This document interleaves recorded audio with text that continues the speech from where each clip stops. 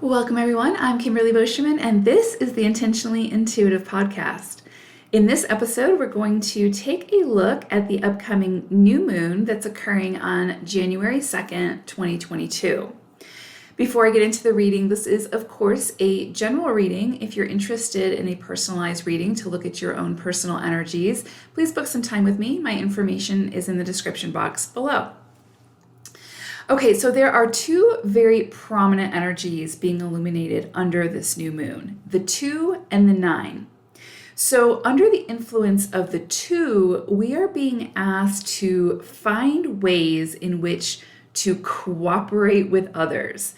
This is a time for diplomacy. This is a time where it's, in its highest octave, 2 energy is balance. It is the mediator energy that brings people and energy together to find greater harmony. It's sort of like the observer energy. It allows one to see the bigger picture and appreciate all sides without choosing a side and without judgment, to connect the dots to find common ground. This is very much emphasized now, and it's actually a very similar theme to the universal 6 energy of 2022. So we are starting the year off very much immersed in this collective energy of coming together, of harmony, of finding peace, of not necessarily having to buy into or take on the beliefs of others, but being respectful of those beliefs, being understanding, and again, finding the common ground. So finding a way to ease the divisiveness that we are just seeing across the globe. And so this 2 energy is really helping us, again, collectively, to find that balance, to find that harmony. And not saying that that's going to be easy, but we all play a part in that coming together. And so this 2 energy is really highlighting and focusing on where we can do that within our own lives and how that will then bleed off into the collective, into that collective circle, right? The universal circle, because we're all connected. So if we can do that in our individual lives, that will start to bleed out into the collective. So this is very powerful energy, and especially if it's used, I don't want to say correctly, but if it's used in its highest octave. So for a full rundown of the 6 universal year, because I think that this is important, it does coincide with this 2 energy. Again, this is how we're kicking off the year, is with this new moon, with this 2 energy illuminated. But to find out more about that 6 universal year energy that we're all stepping into in 2022, be sure to listen to the 2022 forecast for your own particular life path number, because I do go into extensive detail about that 6 energy in the intro.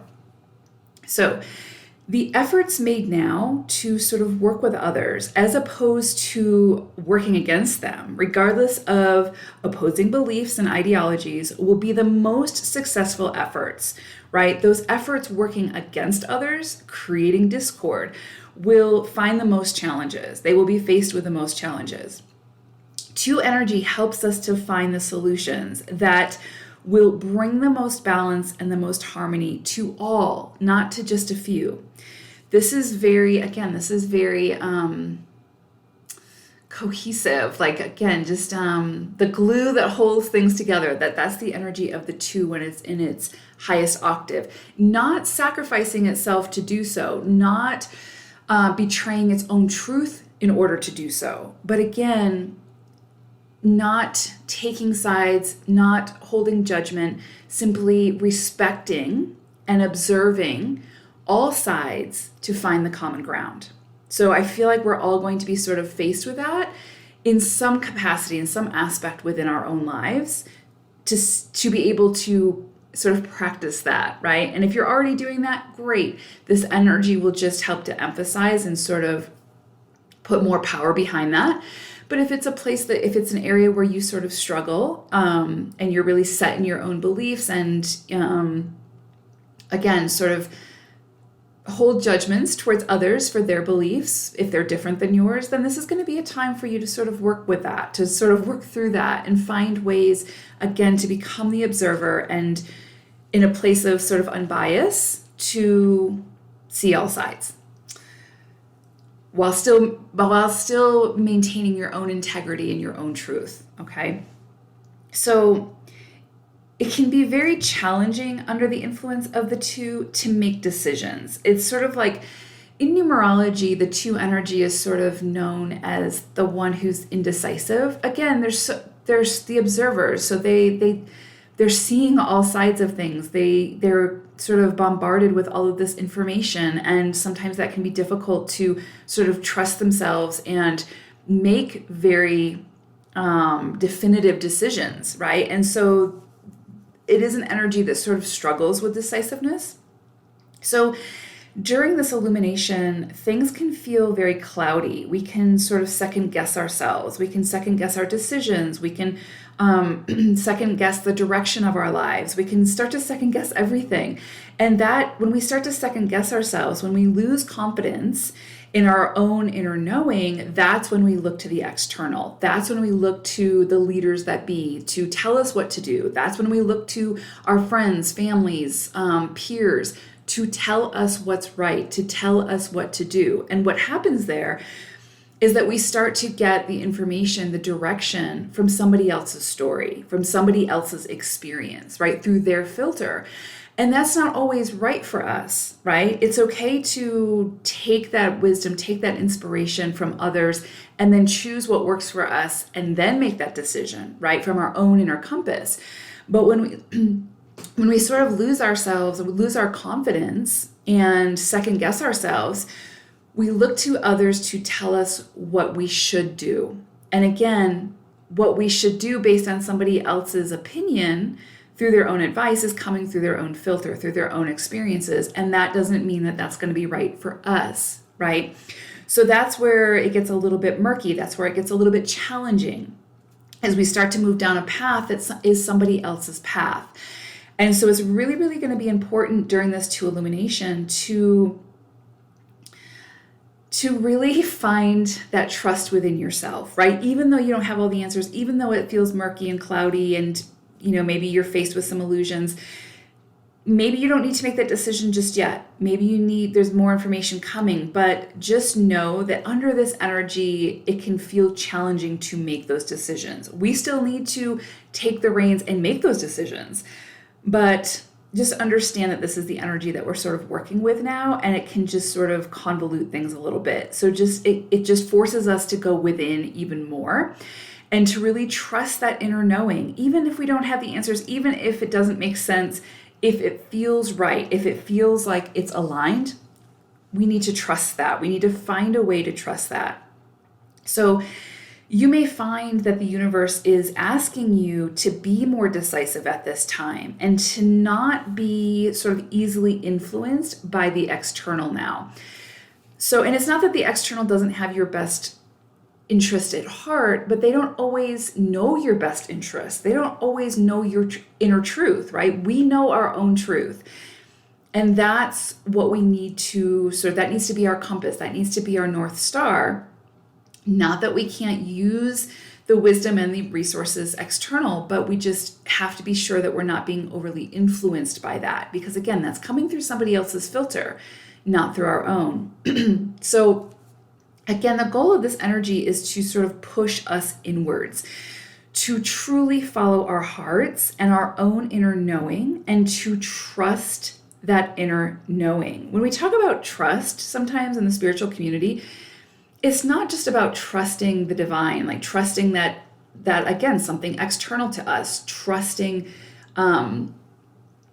something greater than us. It's about trusting ourselves. It's about trusting our own higher consciousness, because again, we are part of the divine. So that inner knowing, that inner sort of instinct or intuition is our compass, is our North Star. And so we've sort of been conditioned to not trust it, and to trust the external forces, right? The powers that be, the government, friends, peers, spouses, parents, whatever. We've learned to trust them and to follow that advice, as opposed to fully trusting ourselves, following our inner compass, following our own North Star, and using that external resources as sort of, again, exactly what they are, resources to assist us, but not to influence us. And so this energy is really, really, really going to be pushing us to trust that inner knowing.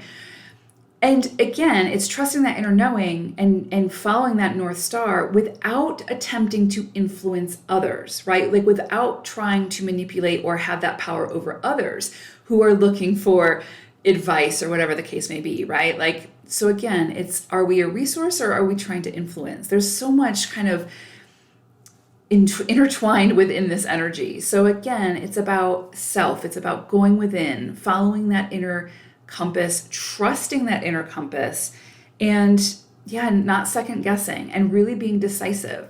Not another soul on this planet knows what is truly, truly best for you in this moment. So trust that knowing, that inner knowing, and be confident in your choices, even when you don't have all of the answers just yet. Every path taken holds value, and you decide which paths you will take based on your choices. So choose based on your own inner truth, not someone else's. So during a 2 cycle, this can be a time of passivity and gestation, a time for receptivity and reflection, to listen to your subconscious mind. Be sure to make plenty of time for listening and planting new seeds for what you want to see grow within your life. Remember, you choose the seeds you wish to plant. If you hate broccoli, then don't plant broccoli. If you love watermelon, then plant extra watermelon. This is your garden. Plant whatever you want to see grow. And this is a beautiful, beautiful, beautiful time to do that. Also, under a 2 cycle, many things can seem, again, unclear, though it is important to be decisive and follow your own inner guidance when making decisions. If you really, truly don't know what to do, like if you really don't know what to do, then it's very possible that now is not the time to take action or to make a commitment or a big decision. Because remember, we also currently have a Venus retrograde. And so, until around like the 29th of January.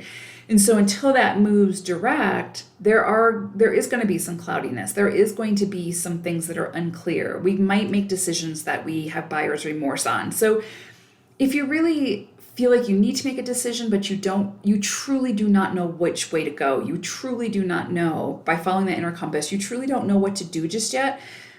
That can be an indicator that it's not time to make the decision, that it's still cooking. It's still in that gestation process. And so maybe, don't force it. If you really don't know what to do at this time, then more information and clarity may be just around the corner. So just be patient, just wait to see what shows up. Because, if a decision feels forced, it may be better to wait to make that decision and postpone a bit longer. You'll know when the time is right to take that action. You will know, just like you've known in the past, right? And it's like if we force it, if we sort of do things too quickly, make those decisions on impulse and sort of blow up our whole lives based on that impulse, there's opportunity for regret there, right? I mean, not saying that it's a wrong decision, but there is opportunity for some regret there. And so again, if you really just don't know, then just wait. Just wait. There's nothing against that, right? Like, just wait. If you're meant to make the decision right now, you will feel it, and the universe will conspire to make sure that you make that decision. Some decision, right? Okay, so moving on to the 9 energy. So much is wrapped up in that 2 energy, and that is the illumination. Like, really, that 2 energy, we are going to be feeling that so incredibly strongly. So it was important that I spent some time on that. But again, just remember, these energies are here to assist us. That doesn't mean that just because the energies are present that we're going to take, that we're going to work with them all, that we're going to embrace them all, that we're going to take the effort. It's what we do with the energy that's important, right? Doesn't matter that the energy's there. If we don't do anything with it, then it's hard for anything to sort of transpire or manifest from it. So, but just know that those energies are there. You're going to be feeling them. It's up to you what you do with them. Okay, so the 9 energy, this energy can be sort of a cycle that creates change and transformation, as well as a period of inspiration. So things can feel as though they are happening really quickly under this energy, with a lot of starts and stops as you sort of transition. So this isn't necessarily about taking new action. This is about sort of releasing the things that need to be released that are sort of holding you back. This is an energy of gaining or of getting new inspiration that you'll want to take action on. When you enter the next cycle, like, which is typically a 1 cycle, and that's usually where you take those big actions. So this isn't necessarily about like getting the inspiration and running with it. This is about planting those seeds, setting the intention, really focusing on that intention and gaining those inspirations that you want to set the intention from. So you, under this energy, this is really helping you to get some clarity. So you have sort of that fogginess of the 2 and that indecisiveness of the 2, but the 9 energy is helping you to gain that inspiration and also to make some decisions about how you want to move forward. Not necessarily taking that action just yet, but in starting to get some clarity around that. So you have some different forces sort of working with you here. This is a cycle when the energy sort of creates the pathway to easily release the associations and the situations that are no longer necessary for our development and our journey forward. So if there's anything that you've been sort of reluctant to free yourself from, obstacles, whatever it may be, because again, humans fear change and humans fear the unknown, then this 9 energetic cycle will find a way to do it for you. It's sort of like the universe may have presented you with the invitation months prior. And if you sort of fail to accept that invitation, then this is a time when divine intervention often sweeps in to clear out the clutter for us and assists us in our movement forward, right? Because we didn't come here to remain stagnant. So again, if there's anything that we've just sort of been clinging to and had the blinders on, this energy is going to sort of either make it so incredibly uncomfortable to continue down that road, or it will quite literally physically remove whatever it is from our experience, however it needs to do that, so that we can move forward, because we've sort of hit this wall and we can't see ourselves, we can't see our way around it. And so the universe will step in to assist us, because remember, we are co-creators with the universe. It's a partnership. So when we sort of get stuck in our ego, or, in our own misery, or our own, stuck clinging to the known because we're so afraid of the unknown, that's when the universe will usually step in and again, make it so uncomfortable that we can't possibly continue down that road, or will actually physically remove whatever it is from our lives, whether it's that person deciding that they're leaving, or someone chooses an exit, whatever the situation may be. But we've all had those experiences where things just sort of fall out of our lives out of nowhere. And so again, that's divine intervention. You can see that as divine intervention. So this may be a time where you see that happening. If there's anything that you have been clinging to, even though you know it's not working, you're still clinging to it because it's known, it's comfortable. It's like that warm, fuzzy blanket that, you don't want to crawl out from under because it's cold outside. This is like that blanket sort of getting ripped away. Like, we need to face this. We need to move on from this, because there's a much better blanket waiting. So during this cycle, try not to get too overwhelmed by your emotions. Of course, feel whatever comes up through you. Don't suppress it. Don't avoid those emotions. Feel the emotions, work through them, but just don't allow them to overwhelm you. Don't get stuck there. Sort of clinging to the past and what would have been, could have been, or should have been will only sort of shower you in discontentment, right? Frustration and sadness. And so that's not necessarily a place you want to set up camp. If something is crumbling for you now or falling away under this energy, let it go. Don't invest your energy in something that is falling apart, that it's something that's crumbling, that needs to fall away. If you're investing your energy there, you will go down with the crumbling. You will go down with whatever it is that's falling apart. So it's really important for you to, again, embody that 2 energy, become the observer, and try to understand why it's falling away. Is it something that you need to try to keep? Because sometimes in life, we make decisions that create situations where things do fall away that maybe weren't meant to fall away just yet, But the key is to know that there's nothing in this life you have to chase. There's nothing in this life you have to cling to keep. If it's meant for you, it's going to find you. And then it's up to you what you do with it when it does find you. But there's nothing that you need to cling to make it stay. So again, if there's something crumbling or falling away under this energy, let it go. If it's meant to be yours, if it's meant to stay, it will stay. It will work out, right? Like things will organically work out. So again, sort of take a look more closely at what's left standing in the here and now. What is calling to you? Where are you being invited? Which new path, right? And will you accept the invitation? This energy encourages us to look towards the future with inspiration, with joy, with wild expectations.